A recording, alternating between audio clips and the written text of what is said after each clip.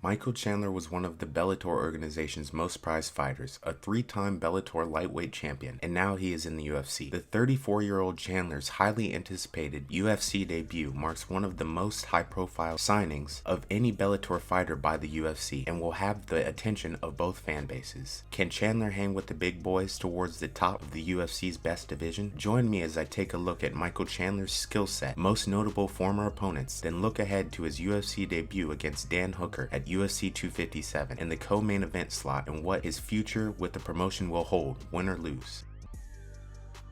As I'm sure most of you have heard by now, Chandler is a wrestler and walked on at the University of Missouri before becoming a 4-time NCAA Division I Wrestling Championships qualifier, amassing a total record of 100 wins and 40 losses. So obviously Michael has some really good takedowns, and as you can tell by the size of the core on this guy, he's strong, and on multiple occasions not only shows off his belly back suplexes, but also his ability to take down opponents who are in the ever tricky position of sprawling against the cage, simply by using brute strength to lock his arms, lift them up, and slam them wherever he pleases. Chandler is a very athletic fighter that fights with a lot of explosiveness, which aids him when darting in and out of boxing range with his opponents. Because he is so fast, it often forces his opponents to react to defend as soon as he moves, making his feints a super useful weapon that he utilizes often, and it often has devastating effects. Michael Chandler is an orthodox fighter, but can fight out of the southpaw stance as well, and holds big power in both hands. Chandler has a very quick jab that he pops out at his opponents, and his straight right is even faster, though at times he holds it very low when using his jab. That right hand is for sure Chandler's biggest weapon, and he's always in the fight no matter how late or how far behind, and because he doesn't headhunt and mixes his targets up well, hitting his opponent's legs, body, and head, this makes the power shot even more difficult to see coming.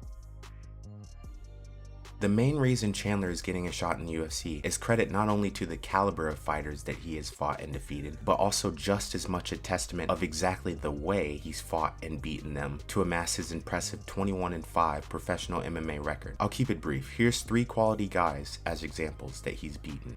Example number 1. Chandler beat Benson Henderson twice, once by split decision in 2016 and in his most recent fight in August of 2020 when he KO'd Henderson in a little over 2 minutes. By the way, he did this from the southpaw stance. Benson Henderson, who was a UFC lightweight champion and defended the belt 3 times, which is actually tied for the most title defenses in the UFC's lightweight division, was 36 years old in their second bout and had not been finished in over 6 years, far from a fighter you consider over the hill. Example number 2. Michael is 1-1 against the former UFC and Bellator Lightweight Champion Eddie Alvarez, first beating him in the 4th round in literally one of the greatest fights of all time, as well as one of the biggest upsets back in 2011 when the Underground King was 22-2 and Chandler was extra green at just 8-0 with a rear naked choke, and then losing a razor close split decision to him for the Bellator belt in 2013 in another one of the best MMA fights of all time. If you haven't seen these fights, especially the first one by now, go watch it, seriously. And example number 3, the last but not least guy, is a guy with no UFC fights, Patricky Pitbull, a Bellator staple who has the most fights in the Bellator's lightweight division's history with 21, and who currently holds the most KO wins in Bellator lightweight history with 9. He holds KO wins over former UFC fighters like Josh Thompson and Roger Huerta. Pitbull was also the runner-up in the 2019 Rizin Lightweight Grand Prix over in Japan. Well, Michael beat him twice, once in 2011 via unanimous decision for the Bellator Season 4 tournament final, and once in 2016 when Chandler used his beautiful feints to land a clean 1-punch KO and capture the vacant Bellator lightweight belt. Chandler has beaten the absolute who's who of Bellator, including UFC alumni and champions, ahead of getting his well-deserved shot with the promotional giant at UFC 257 against Dan Hooker. Let's get one thing out of the way right now. Dan Hooker is the real deal, an extremely tough fighter that has fought the who's who of the lightweight division and some top guys in the featherweight division for that matter. On top of this, Hooker is a tough stylistic matchup for Chandler. Hooker stands at 6 feet tall and possesses a 75.5-inch reach compared to that of a 5'8" tall Chandler that has a reach over a half a foot shorter than his opponents at just 69 inches. Hooker doesn't just have a long reach, but he knows how to use it too, utilizing slick kickboxing sharpened under the watchful eye of one of the best coaches in MMA right now, Eugene Behrman, out of one of the best gyms in the sport too, City Kickboxing in New Zealand. They also have current UFC champions Israel Adesanya and Alexander Volkanovski, as well as Kai Kara France and Brad Riddell training out of the gym.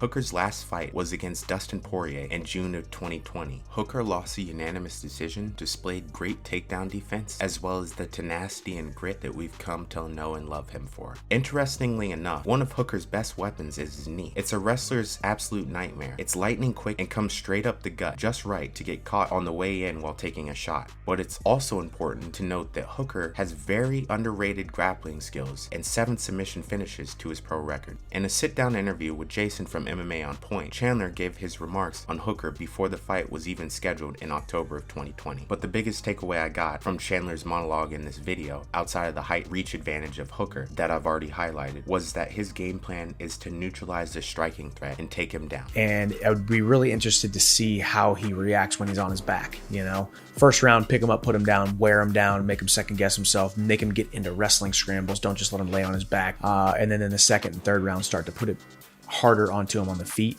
and look for the knockout in the later rounds. Obviously, if you want to hear the whole thing, I recommend you go and watch this video. Michael Chandler will undoubtedly have a tall task in front of him at UFC 257. If he is successful in beating the current number 6 ranked lightweight in the UFC, then you can expect not only to see a change up in the rankings, but a lot of buzz around a fresh face. If he can indeed drag Hooker into the deep, murky, cardio-strained waters of wrestling scrambles and clinch work, that is undoubtedly his best path to victory. And if Chandler can wear out Hooker while pushing the action, then potentially a finish within boxing range would be in the cards for the later round, where Poirier had success in Hooker's last fight.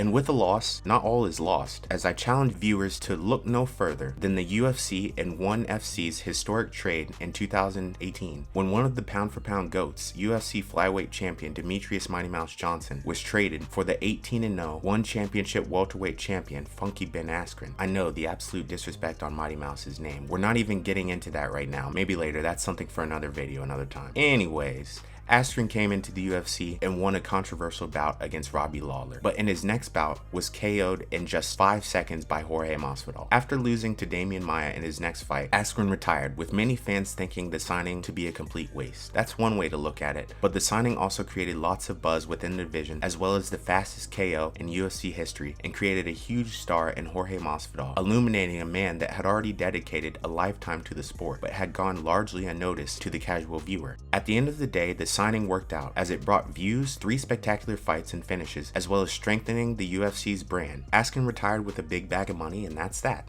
I think the signing of Chandler will be no different. Losing, even if he is finished, for Chandler might be a huge letdown, but it by no means signals that he was a bad signing to the UFC. Chandler has an insane physique and an absurd strength and conditioning routine that illustrates his explosiveness and extreme dedication to the craft. Chandler's willingness to make weight and be an alternate for the UFC 254 main event, opting to replace either Khabib Nurmagomedov or Justin Gaethje, shows just how game he is and eager to make his mark, even at a moment's notice.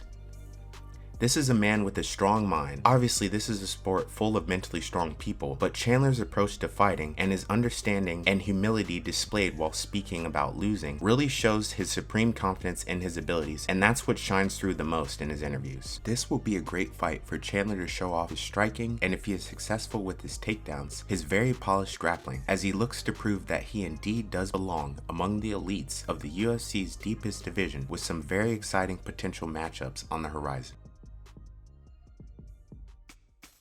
Thanks for watching. If you made it this far in the video, please consider subscribing and liking the video, as it really helps out the channel. Drop a comment to let me know what y'all like to see next. As always, I've got more content on the way.